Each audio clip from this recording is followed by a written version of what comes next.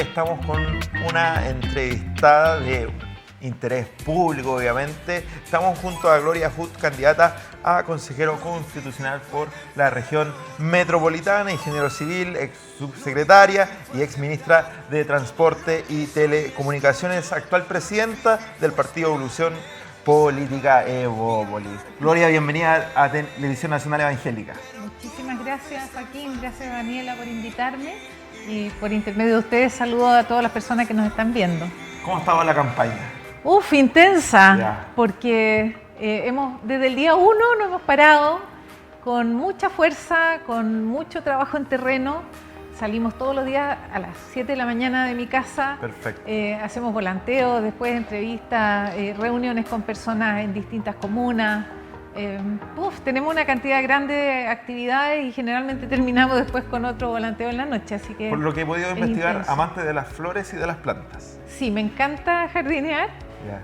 Y ahora estoy dedicándome un poco menos porque no he tenido tiempo, pero Perfecto. echo de menos dedicarme al jardín. Creo que es tan sanador, ¿eh? Cuidar las plantas tiene mucho significado. Perfecto. Una campaña que quizás, Gloria, puede estar siendo un poco difícil con todo este contexto que está pasando, que las personas quizás no están generando un interés muy fuerte con respecto a lo que va a pasar el 7 de mayo, que es la elección del Consejo Constituyente. ¿Cómo usted se toma eso y también cuál cree que son las razones de este desinterés?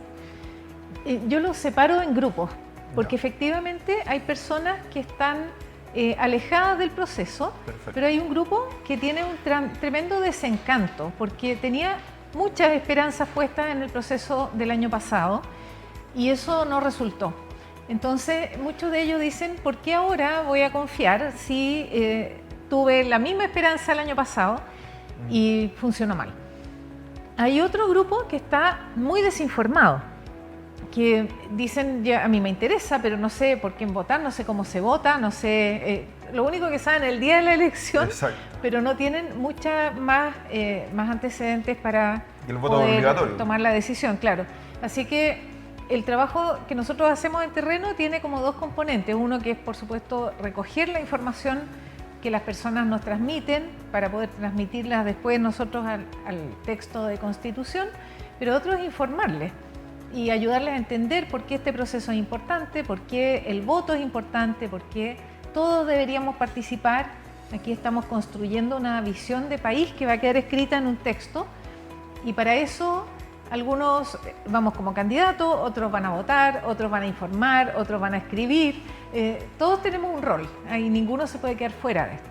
Perfecto. Según los sondeos públicos, a la derecha le iría muy bien en este proceso, pero también está la repetida del Partido Republicano. ¿Cómo ve este escenario la derecha? ¿Cómo lo ha analizado? Efectivamente, la mayor parte de los sondeos dan una ventaja para nuestro sector y creo que no podemos ignorar el aprendizaje del año pasado.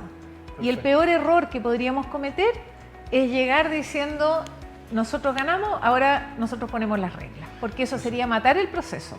El año pasado esa actitud que fue arrogante por parte de un grupo dominante impidió el diálogo. Y lo que más escucho yo en la calle es que las personas quieren ver diálogo, ver a la política pensando en el interés de las personas y dejando de lado el interés personal y partidario y trabajando unidos para tener un país mejor. Es una cosa tan básica, pero en política cuesta. Y creo que aunque tengamos mayoría, tenemos que ser muy cautos, muy prudentes, muy generosos en cómo administramos esa mayoría que justamente nos puede ayudar a llegar a un buen texto y a convencer a la mayoría, porque un voto mayoritario de aprobación de la Constitución le da la legitimidad que necesitamos. Perfecto. De la propuesta que fue rechazada anteriormente, ¿qué rescataría de las cosas que se propusieron? Yo me imagino que también Sí. hay cosas, obviamente, que ustedes consideraron que fueron negativas y que también avalaron. ¿Cuáles son esas cosas que ustedes rescataría de la propuesta anterior? Sí, yo también estoy entre las que fue con mucha esperanza al proceso anterior. Yo voté apruebo de entrada, Pero después los temas se resolvieron muy mal, así que voté rechazo de salida. ¿Lo tilda como un fracaso disculpe que le ¿Mm? interrumpa, pero lo tilda como un fracaso el anterior proceso? Fue un fracaso en el sentido justamente de que generó mucha expectativa, que pudo administrarse mejor y que no resolvió los problemas que las personas esperan ver resueltos. Pero creo que tuvo un mérito, y es que, bueno, fuera de todo lo que aprendimos que no tenemos que hacer, pero puso sobre la mesa temas que son bien importantes y que, aunque quedaron mal resueltos, en esta oportunidad tenemos que abordar bien. Por ejemplo, la descentralización, me parece que es muy importante, el desarrollo sustentable, la igualdad de género y la participación ciudadana. Yo creo que esos 4 temas, aparte de los ejes que son los que a nosotros nos inspiran, como la libertad de las personas, como el sistema político, como los derechos sociales, esos 4 temas yo los traería del proceso anterior para resolverlos bien, porque son parte de la vida actual. Es muy necesario que lo instalemos y lo discutamos bien. ¿Qué otros temas usted, si es elegida, va a plantear en este nuevo trabajo constituyente? ¿A qué más se va a abocar? ¿A la seguridad, al sistema político, al sistema de seguridad social? ¿Cuál es el tema fuerte que usted, si es elegida, va a plantear en la mesa? Bueno, un tema que está en la declaración de principios de mi partido y obviamente es uno de los que más me inspiran para llegar a la redacción del texto constitucional, es defender la libertad de las personas para desplegar su proyecto de vida sin que el Estado le diga qué hacer, sin que haya prejuicios que se lo impidan. Defender las libertades, la libertad de elegir, la libertad de... hay liberales como Lastarria que dice que los ciudadanos tienen que ser soberanos sobre sus bienes y sus talentos. El poder administrarse uno mismo y que el Estado le dé el soporte para que siempre uno sienta que está protegido. Que si hace un emprendimiento y le va mal, igual pueda seguir educando a los hijos, pueda tener atención de salud, pueda tener una vejez tranquila con pensiones adecuadas. Creo que esa combinación de impulsar la libertad con una red de protección es uno de mis ejes. El otro, el sistema político. Perfecto. Se le atribuye a la Constitución muchos de los problemas que tenemos ahora, pero no es necesariamente ese el problema. El problema es la falta de acuerdo que viene del sistema electoral. Y todo eso merece una revisión. Deberíamos tener partidos más grandes, más representativos, donde los votos no se negocian como uno ve que se negocian los votos para los proyectos de ley que afectan a millones de personas, y uno ve que a personas con muy poca representación determinan finalmente si se aprueban o se rechazan dependiendo de quién les da más. Esas cosas hay que corregirlas. El sistema político bien estructurado da buenos gobiernos y eso necesitamos. Y el tercer eje, los derechos sociales, que aquí se han discutido ampliamente. Sí. Y yo creo que esta protección, que es lo que decía la red de protección para que uno pueda tener una vida tranquila. Alguien decía una cosa que me gustó mucho, que decía es un cambio estabilizador. Es como bajar las tensiones y las ansiedades de las familias respecto a la incertidumbre. Sí, y con respecto a eso mismo, las propuestas que quizás pueden ser un poco controversiales dentro del mundo político, por ejemplo, en salud, ¿cuál sería su propuesta específica? ¿Cuál es el sistema de salud ideal que usted apoyaría en la redacción de una nueva constitución? A mí me gustaría mucho poner el foco en la salud primaria. Es algo que no se ha discutido, pero muchos países tienen una red de salud primaria muy sólida. Y eso permite que uno tenga servicios de salud cerca de su casa. Es como el CESFAM. Y que eso sea el primer punto de contacto de la persona con el sistema de salud.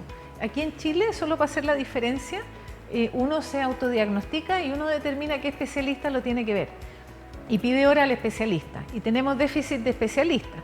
Si uno va a la red de salud, muchas veces ahí se pueden resolver problemas antes de derivar a un especialista. Esa red primaria de salud tiene que ser muy sólida y tiene que ser financiada por el Estado.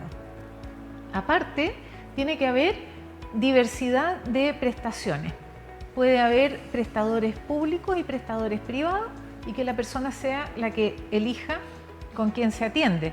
Tiene que haber una integración del sistema. Cuando uno mira cómo se integraron los sistemas públicos y privados durante la pandemia, se ve que el Estado pudo llegar a las casas de toda la gente. pudo hospitalizar a los que estaban más graves, pudo entregar todas las vacunas y eso se logró usando los recursos de manera más eficiente. Yo creo que esas son en principio las definiciones como de la forma de funcionar, pero sobre todo es que la persona decida quién le da los servicios y a pesar de que ahora es cierto que las personas de ingresos más bajos no tienen opción de elegir porque eso es una realidad, uno no puede pasar de no poder elegir por ingreso bajo a no poder elegir porque el Estado decide por uno. Así que me gustaría que corrijamos la posibilidad de elegir más que el Estado tome las riendas. Y puede haber prestadores públicos y privados y la persona elige y tiene que haber un sistema de soporte público, eso sí, que en caso de necesidad uno puede recurrir a él, sea quien sea, y esté disponible. Perfecto. Estamos en Televisión Nacional Evangélica. La mayoría de nuestro público es cristiano, es del pueblo evangélico y quiere escuchar también sus propuestas en los temas valóricos que a ellos tanto les interesa y a nosotros también, como lo es el aborto, como es el matrimonio igualitario. ¿Cuáles son sus creencias? Sí. ¿Cuál es su postura frente a estos valores que el pueblo cristiano profesa? Sí, siempre digo que hay algunas políticas públicas que son más, uno puede decir entre comillas, fácilmente discutibles, que quedan en el ámbito de política pública. Pero hay otras que tienen un límite con la fe. Y yo creo que esas son muy delicadas de tratar. Entre ellas, por ejemplo, el aborto. El aborto afecta y uno opina según sus creencias. Yo soy católica, observante, practicante, y yo no estoy por el aborto libre, por ejemplo. Creo que no debería estar en la Constitución tampoco. Perfecto. Y sí soy capaz de reconocer que hay situaciones muy extremas que tienen que ser abordadas de manera especial. Y existe la ley de aborto en 3 causales que aborda esas situaciones particulares. Yo además tengo una situación personal que me condiciona esta postura. Ya. ¿Cuál es? Que yo tengo una hija biológica y 2 hijos adoptados. Perfecto. Y vi cómo un sistema de protección de la madre embarazada, que no va a poder después seguir adelante con su hijo y lo entrega con una generosidad inmensa, hace que uno cuente con, en mi caso, 2 ciudadanos valiosísimos sí. que tuvieron la oportunidad de crecer, desarrollarse, tener su familia, tener su identidad y creo que eso es un valor para la sociedad. Yo por lo menos soy protectora de la familia, he hecho videos para proteger la maternidad, creo que tenemos que poner incentivos a que las familias quieran tener hijos y que las mujeres podamos dedicarnos a la crianza de los hijos. Me parece que eso es muy importante. Y respecto a matrimonio igualitario está regulado, ya existe una legislación, pero en el caso, por ejemplo, del aborto, yo por lo menos no soy partidaria que quede en la Constitución. Ya, perfecto. Que si hay elementos de política pública de salud que haya que abordar, habrá que discutirlo. Yo creo que no hay que cerrarse a las discusiones, pero tiene que haber una justificación muy sólida, como en el caso de las 3 causales, que son situaciones muy extremas. Exacto. Bueno, le pedimos disculpas que nuestra querida Dani tiene un ataque de tos. Tuve un ataque de tos ahí, tuve que cruzarme por la cámara, lo siento. El otoño y el próximo invierno está haciendo lo suyo. Pero ya nos recuperamos, estamos bien. Estamos bien. Se realizó una cita bien privada de forma telemática con el expresidente Sebastián Piñera y Chile Vamos, donde analizaron una posible arremetida republicana en el Consejo Constitucional y abordaron otras cosas. ¿Cómo estuvo? Coméntenos de esa cita donde usted estuvo ahí presente. Siempre son muy agradables las reuniones con el presidente. Yo todavía le digo presidente, porque él es muy amable con todos nosotros, nos trata muy bien y a veces hasta encontramos gracioso porque él tiene mucha energía, entonces es como que él quisiera estar dirigiendo todo. Bueno, están las encuestas también. Sí, pues y las conversaciones son muy interesantes. Él siempre tiene además otras historias que va contando. En ese caso lo que vimos fueron escenarios, fueron énfasis, por ejemplo, de mensajes. A él le preocupa mucho que nosotros tengamos una identidad clara como Chile Vamos en la lista Chile Seguro. Él es muy cuidadoso de que nuestro sector se mantenga unido, que tenga buenas propuestas, que responda al interés ciudadano. Fue una conversación, a mi juicio, muy republicana, muy de no perdamos de vista la responsabilidad que tenemos con la ciudadanía. Yo creo que ese fue el foco. Y después sobre la arremetida de los republicanos, es parte de lo que las encuestas muestran, y tenía que ver principalmente con cómo mejoramos la posibilidad de que si llegamos a escribir la Constitución tengamos acuerdos y podamos avanzar en bien de las personas. Perfecto. Fue muy agradable la reunión en realidad. Yo creo que también, Gloria, quizás los momentos difíciles, todo lo que tuvieron que vivir juntos también en pleno estallido social, por ejemplo, fue significativo también para el valor que tienen estas reuniones y esto que usted menciona. Todavía yo le digo presidente, en el fondo. ¿Cómo se vivió ese periodo tan difícil para el país y también para ustedes estando ahí como gobierno? Bueno, él estuvo bajo una presión que nadie se imagina. Él realmente tiene un cariño por el país inmenso y yo creo que estuvo en un nivel de presiones y tensiones, y en esos momentos además aparecen muchos consejeros que le dan, lo empujan en una dirección, lo empujan en otra, y yo creo que él tuvo la prudencia de defender la estabilidad democrática del país. Y se jugó porque había consejos en la dirección de, bueno, ahora vámonos por la vía violenta, ¿no? Respondamos a la violencia con violencia. Y él tuvo la prudencia de defender la democracia. Yo creo que eso tiene un valor enorme, que se ha reconocido poco, pero creo que esa decisión de ir por el camino de un acuerdo, por defender la democracia, por proteger la estabilidad, ha sido beneficiosa para todos nosotros, independientemente de lo duro que fue esa situación. ¿Usted cree que no se respondió con violencia en el estallido social? Yo creo que, bueno, había enfrentamientos violentos, sin duda, pero me estoy refiriendo a que había voces que, por ejemplo, indicaban que había que sacar a las Fuerzas Armadas a la calle, que era ya una situación de una violencia mucho mayor, era otra escala, digamos. Y eso yo creo que él tuvo la prudencia de contenerlo. Gloria, queremos ponernos en un caso hipotético.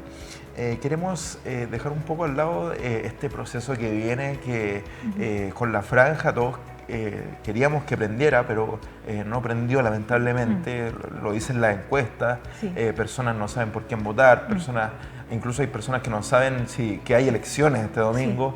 Entonces, pero dejando este proceso un poco de lado, ¿cómo ves tú los posibles candidatos que se están levantando a la presidencia de la República, que ya esta votación la vamos a tener en los próximos años? Pero ¿cómo evalúas tú el escenario de los alcaldes Carte, Matei? ¿Cómo evalúas tú estas posibles candidaturas? ¿Cómo lo ve su partido también? Sí, la más firme hasta ahora es la candidatura o potencial candidatura de Evelyn Matei. Yo tengo la mejor opinión de ella, somos amigas hace mucho tiempo además, es una política fogueada. ¿Su partido la va a apoyar?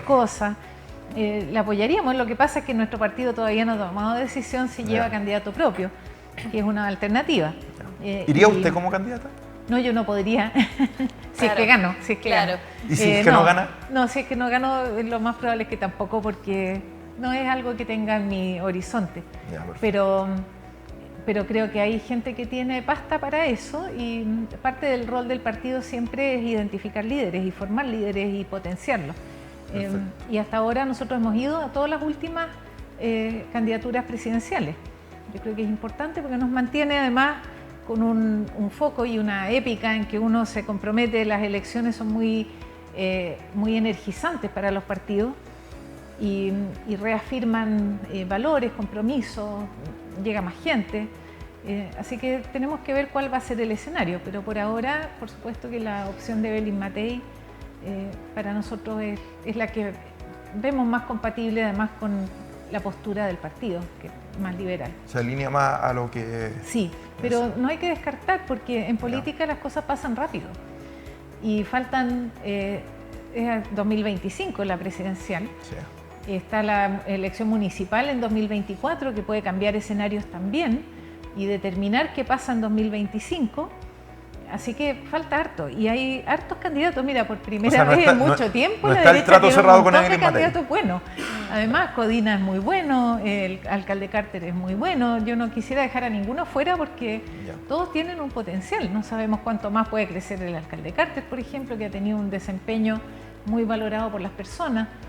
Así que yo aquí recomiendo como la cautela y cuidar y cultivar a nuestros líderes, porque son personas que han recogido el interés ciudadano de manera muy sólida. Exacto. Yo me quedé, Joaquín y Gloria, con una pregunta ahí antes de que me En el diera la tintero. tos, que me quedó dando vueltas, que tiene que ver en materia de seguridad, para que quizás pueda decirle a las personas que podrían votar por usted este 7 de mayo, cuáles son las propuestas concretas que usted tiene en esa materia. Sabemos que la nueva Constitución no va a venir a resolver los problemas inmediatos que las personas están sufriendo en materia de seguridad, pero sí quizás dar un atisbo de lo que va a poder ser su propuesta si es que llega a ser electa. Sí, mira, a mí me gustaría aquí tomarme un ratito porque es bien importante entender como el contexto. Mira, cuando el presidente Piñera mandó una reforma a Carabineros, era enfocada en probidad, porque en ese tiempo había corrupción. Ahora hay reformas propuestas que apuntan al uso de la fuerza, porque tenemos delincuentes armados. Exacto. Entonces son coyunturales. Y la seguridad hay que abordarla de manera mucho más integral. Los países que han logrado controlarla tienen estrategias mucho más amplias. Entonces, hay dos cosas que a mí me gustaría llevar al trabajo constitucional. Uno es hacer exigible que las obligaciones que están en la Constitución se cumplan. Eso porque actualmente la Constitución dice, en su artículo 24, que el responsable por la seguridad pública es el presidente de la República y que para ejercer todos nuestros derechos tenemos que tener asegurada la seguridad pública, que es lógico. Y para esa función el presidente tiene atribuciones y se le dan fuerzas de orden y seguridad sobre las cuales él puede actuar.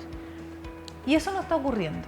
Entonces, una primera cosa es cómo aseguramos que lo que está escrito en la Constitución, especialmente eso, que nos habilita para ejercer todos los demás derechos, se cumpla, que sea exigible de alguna manera. Eso actualmente queda un poco en el aire. Y uno puede ir a una acusación constitucional, pero es bien extremo porque también afecta la estabilidad del país. Entonces, tienes que buscar alguna forma de regular eso. Y lo otro es que el enfoque de seguridad es mucho más amplio. No es solo el uso de la fuerza por Carabineros. Hay algo así como 6 puntos que han tomado los países que han sido exitosos, que incluyen desde, por ejemplo, sistemas de policías preventivas que combinan guardias municipales con policías. Y en Brasil y en México, en zonas conflictivas, han resultado súper eficaces, porque se ven más patrullas circulando en los barrios y eso ya los hace más seguros. Exacto. Y eso es preventivo. Después hay formación de las fuerzas policiales, control de armas, Ministerio Público y Defensoría de las Víctimas, sistema carcelario, rehabilitación. Entonces es una lista de cosas y lo que yo sugeriría, dado que eso no va a quedar como texto en la Constitución, es que en la Constitución pongamos un mandato para que en un plazo de, por ejemplo, 2 años, se defina esta política nacional de seguridad pública. Y cualquiera que sea el gobierno va a tener constitucionalmente la obligación de entregar y poner en marcha eso. ¿Cómo evalúa el actuar del gobierno frente a la crisis de seguridad que se ha prolongado en el mandato del presidente Boric? ¿Cómo evalúa a la ministra del Interior y de Seguridad Pública, Carolina Toá? Y si usted está a favor de la creación del Ministerio de Seguridad Pública.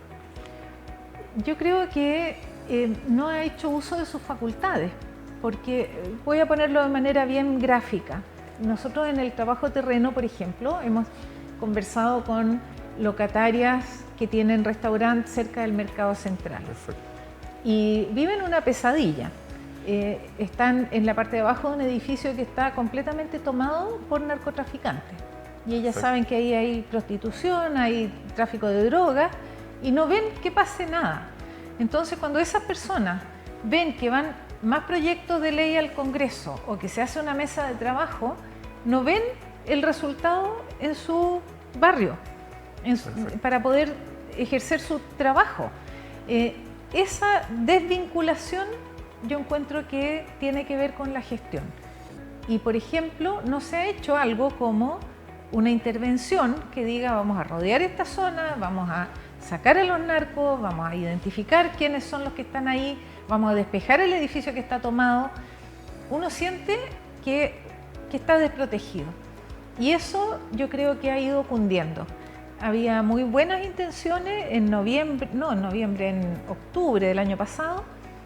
Fuimos a la primera reunión con la ministra Toá, presentó todo un plan, armamos una mesa de trabajo y después salen los indultos. Se cayó la mesa de trabajo porque no había ni una posibilidad de seguir con ese escenario y después siguen haciendo anuncios bastante parecidos a eso mismo. Pero las personas necesitan ver acción en su barrio. Exacto. Es lo que pasa con el alcalde Carter. Él usa una medida administrativa, que es la construcción ilegal, pero las personas lo valoran porque dicen, bueno, al menos alguien está haciendo algo. Yo creo que esa llegada al terreno le ha faltado. Sí. No la intención, no la convicción, pero la llegada al terreno, la decisión, ya, ahora vamos y vamos. No puede ser que la policía proteja el funeral narco y tenga que cerrar los colegios. Es como el mundo al revés. Ahora, eso sí, este allanamiento que, por ejemplo, hizo el alcalde Carter, y bueno, todos lo vimos ahí en televisión, obviamente. Ya 4 allanamientos. Bueno. Claro, muchos han criticado ese actuar, algunos han dicho que no se encontró nada finalmente. ¿Qué opina usted al respecto? Porque muchas veces se utiliza como discurso justamente para ejemplificar un poco de lo que se debería hacer, pero en el fondo no ha tenido los resultados que algunos esperaban. Sí, no es un allanamiento. Lo que él usa es una herramienta administrativa que es la construcción ilegal. Perfecto. Y la crítica que se hace desde el punto de vista formal es que él tendría, como para identificar esa casa, porque la mayoría de las casas en esos mismos condominios tienen construcciones ilegales. ¿Por qué esa casa? Y lo que se le ha criticado es que él no tenía, por ejemplo, una orden de fiscalía que le dé evidencia de que ahí hay narcos o personas que están en una investigación, qué sé yo. Y eso es cierto, y puede ser una debilidad de su argumentación, pero también convengamos que la población entera sabe que ahí viven los narcos. Entonces, uno tiene que pensar también en la vida de los que están alrededor, que es una pesadilla. No pueden salir con los niños a la calle, no pueden salir tranquilos a comprar, no pueden dejar sus casas solas. Y eso, que vemos que está cundiendo todos los días, lo que él hace es tomar su herramienta administrativa, que es demoler la construcción ilegal, para actuar dando algún tipo de respuesta. Dada la ausencia de la respuesta oficial que tendría que ser de los sistemas de seguridad pública del gobierno. Exacto. Estamos saliendo del Día del Trabajador. Sí. ¿Cómo evalúa usted la gestión del gobierno y de los parlamentarios con respecto a poner atención en los sueldos mínimos, en los 500.000 pesos, en el sector retiro y así otras políticas públicas que el gobierno y el parlamento han discutido, han impulsado? ¿Cómo evalúa usted en este nuevo texto constitucional?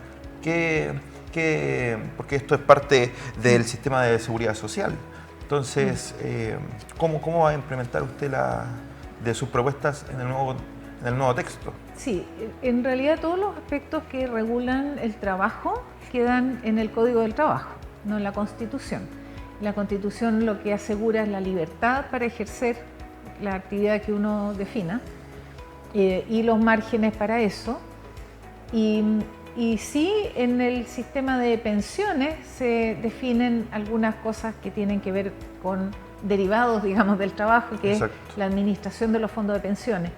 En el caso de la calidad del trabajo, a mí me parece bien importante que si vamos a dar un salto de calidad en el sistema en general, esta es una oportunidad para que la Constitución refleje el país que queremos. Y si vamos a tratar de dar este salto de calidad, pongamos las condiciones no todo va a quedar en la Constitución. Perfecto. Pero lo que yo digo es que este proceso tiene como ida y vuelta, porque para saber qué queda en la Constitución, necesariamente uno tiene que discutir los contenidos que van a ir en ley.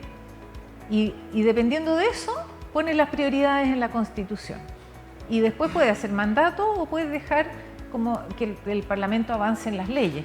Pero creo que mejorar las condiciones de trabajo, reconocer el trabajo de las mujeres cuidadoras, por ejemplo, considerar como parte de las pensiones el hecho de que exista un monto para un envejecimiento tranquilo, son elementos clave de esta subida de calidad que creo que tenemos la oportunidad de marcar ahora en la Constitución. Agradecemos a Gloria Hood por estar junto a nosotros aquí en Televisión Nacional Evangélica.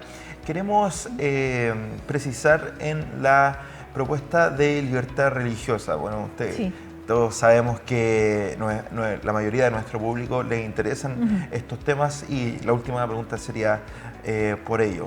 Garantizar la libertad religiosa en nuestro país y la no discriminación de las expresiones de las creencias también. Pero totalmente, creo que uno de los derechos más fundamentales que puede tener uno como ser humano es el derecho a vivir su fe y a practicar sus creencias. Yo creo que eso, mientras no dañe a otros, es algo sagrado de proteger. Sagrado, yo uso esa palabra, porque a diferencia, como decía, de otras políticas públicas que no tienen la implicancia de fe, en este caso se protege un valor que va más allá de lo operativo de una política pública. Es un derecho como ser humano. La fe nos hace diferentes como especie, digamos. Y creo que eso nos permite también una vida más comprometida, más consciente del resto, yo siempre lo digo, más luminosa. Uno con la fe es un ser humano en más integridad y creo que eso hay que protegerlo. Agradecemos a Gloria Hood por estar junto a nosotros. Y ya, la última pregunta. ¿Sí? Su pronóstico para el domingo. Su pronóstico. A ganar, pues. ¿A ganar por goleada? No sé. Tenemos, por supuesto, que hay sondeos muy diversos, pero estamos optimistas. Esa es la actitud. No sé si quiere enviarle un mensaje a quienes la audiencia están viendo, unas palabras finales. Sí, bueno, primero muchas gracias por escuchar y mi invitación es a que participen. Aquí nos estamos jugando el país que queremos dejarle a nuestros hijos y a nuestros nietos. Tenemos que pensar en el país futuro, con tecnologías que posiblemente ni siquiera conocemos todavía, con formas de vida distintas. Tratemos de no quedarnos en lo local, en lo coyuntural, y pensemos en la vida que queremos para esas generaciones que vienen. Aquí, si nosotros cumplimos con un deber ciudadano, que es ir a votar, vamos a garantizar los derechos de mucha gente en adelante. Así que creo que el impacto de cada voto va a ser muy fundamental para muchos millones de personas. Y me parece que es la oportunidad que tenemos, y ya aprendimos a hacerlo bien, la oportunidad que tenemos para reflejar el país que queremos para los siguientes 20, 40 años, y ojalá ese sea un país mejor que el que tenemos. Gloria Hood, candidata a consejero constitucional por la región metropolitana, aquí en TN Contigo. Le agradecemos. Y E25. Gloria Hood, E25. Muchas gracias por estar junto a nosotros. Dios le bendiga y mucho éxito en su carrera en la política. Muchísimas gracias, Joaquín. Gracias, Daniela. Gracias, Gloria. Gracias.